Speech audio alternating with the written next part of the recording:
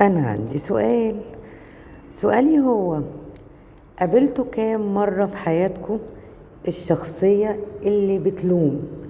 بمعنى، احنا اوقات كتيرة بنقابل ناس حتى بينا وبين نفسنا بنلوم نفسنا: يا ريتنا كنا مثلا عملنا كذا، كنا عملنا احسن بكتير، يا ريتنا مثلا رحنا المكان الفلاني ما كانش حصل لنا كذا. انا مش قصدي النوعية دي، انا قصدي النوعية اللي بتلوم عشان تكسب بونت. فاهمين قصدي ايه؟ يعني انا باخد رأي حد معين، سي من الناس، في طريقة لبس معين، في درس معين، في اي حاجة بقى، فهو بياخد رأيي عشان يلوم عليا بعد كده ان الشكل دوت ما طلعش حلو.